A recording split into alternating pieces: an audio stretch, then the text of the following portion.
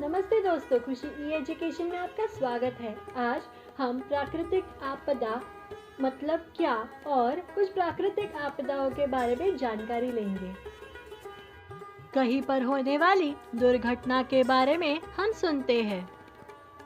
कहीं भूकंप आता है तो कहीं बाढ़ आती है, कहीं प्रचंड तूफान तो कहीं बिजली गिरती है, कहीं पर चट्टानें खिसकती है तो कहीं पर ओलावृष्टि होती है। ये ऐसी बहुत सी दुर्घटनाएं प्राकृतिक कारणों से घटित होती है। इन्हें प्राकृतिक आपदा कहते हैं। हमें ऐसी घटनाओं से घबराना नहीं चाहिए। उनके बदले यह ज्ञात करना लाभदायक होता है। इन आपदाओं का सामना और इनको प्रभावहीन कैसे किया जाए। पहली प्राकृतिक आपदा, असामयिक वर्षा। हमारे देश में एक निश्चित समय अवधि में वर्षा होती है। इसे मानसूनी वर्षा कहते हैं। महाराष्ट्र में वर्षा प्रारंभ होने से पहले कुछ स्थानों पर अचानक घने बादल छा जाते हैं, बिजली चमकती है और बादलों की गड़गड़ाहट होती है और थोड़े समय जोरदार वर्षा होती है। इसे हम गर्मी वाली वर्षा अथवा इसे हम डोंगड़ा कहते हैं। परंतु कभी-कभी सर्दी तथा गर्मी के ऋतुओं में भी वर्षा होती है। इस अचानक होने वाले वर्षा को असामयिक अथवा बेमौसमी वर्षा कहते हैं। अचानक बारिश शुरू हो जाने के कारण लोगों में भगदड़ मचती है और दुर्गति होती है। इस वर्षा के कारण कई हानियां होती है। कुछ किसान शीतकाल में फसलें बोते हैं। जोरदार वर्षा होने के कारण खेतों में पानी जमा हो सकता है और फसलें सड़ने का खतरा निर्मित हो जाता है। कभी-कभी बेमौसमी वर्षा के साथ ओले भी गिरते हैं। ओले गिरने से मनुष्य तथा जानवर घायल हो सकते हैं।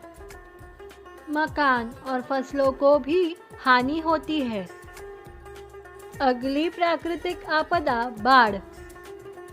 वर्षा काल में कभी-कभी लगातार 3-4 दिन बारिश होती है। इस कारण नदियों का जलस्तर बढ़ जाता है। इसे हम नदी में बाढ़ आना कहते हैं। यदि वर्षा का प्रकोप बंद न हो तो बाढ़ का पानी बस्तियों में घुस जाता है। बाढ़ के कारण नदी तट के समीप जो घर होते हैं वह ढह जाते हैं।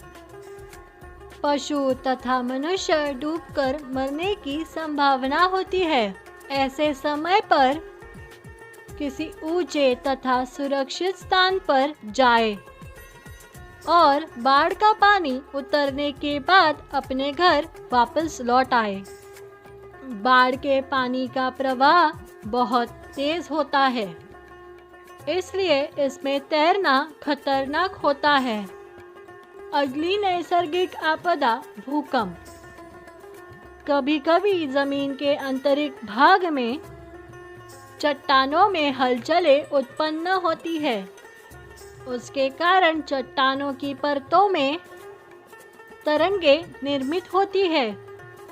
जैसे किसी शांत जल स्तर पर हम पत्थर फेंके तो उस पर वृत्ताकार तरंगें दिखाई देती है। वे तरंगें किनारे तक जाती है और कुछ समय बाद पानी शांत स्थिर हो जाता है। ठीक उसी प्रकार की तरंगें जमीन के अंदर भी उत्पन्न होती है। जमीन कुछ सेकंड के लिए हिलती है। इसे भूकंप कहते हैं। भूकंप के स्थान पर मकान हिलने लगते हैं। घर की वस्तुएं धड़ाधड़ नीचे गिरने लगती है। कच्चे मकान तो पूर्णतः धराशायी हो जाते हैं। ऐसे समय मजबूत चारपाई या मेज के नीचे बैठना चाहिए अथवा दरवाजे की चौखट में खड़ा होना चाहिए। यदि पाठशाला में होने पर अचानक भूकंप आ जाए तो किसी बेंच के नीचे बैठ जाना चाहिए। भूकंप रुक जाने पर कतारबद्ध होकर किसी मैदान या खुले स्थान पर जाना चाहिए। अगली प्राकृतिक आपदा सुनामी।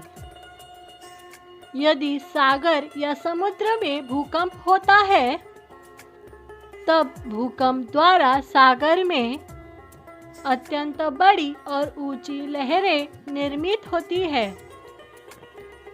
एक एक लहर 3 या 4 मंजिले वाली इमारतों के ऊंचाई के बराबर होती है।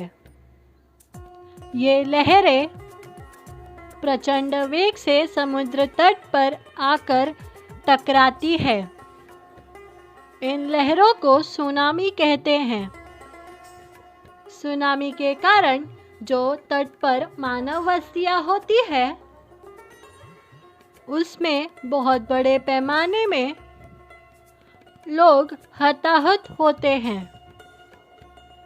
इन तेज लहरों की चपेट में जो भी सजीव या निर्जीव आते हैं वे सुनामी की बलि चढ़ जाते हैं। दोस्तों, हमने आज जो प्राकृतिक आपदाओं के बारे में जानकारी ली उन्हें मनुष्य नियंत्रित नहीं कर सकता, लेकिन इन आपदाओं के बाद जनजीवन सरल रूप से चलाने के लिए बड़े बड़े शहरों तथा जिलों में एक विशेष प्रशिक्षित सेवक वर्ग होता है। आवश्यकता होने पर सेना के जवानों की सहायता भी ली जाती है। दोस्तों, अब हम मिलते हैं नए वीडियो में अगले विषय के साथ। तब तक के लिए धन्यवाद।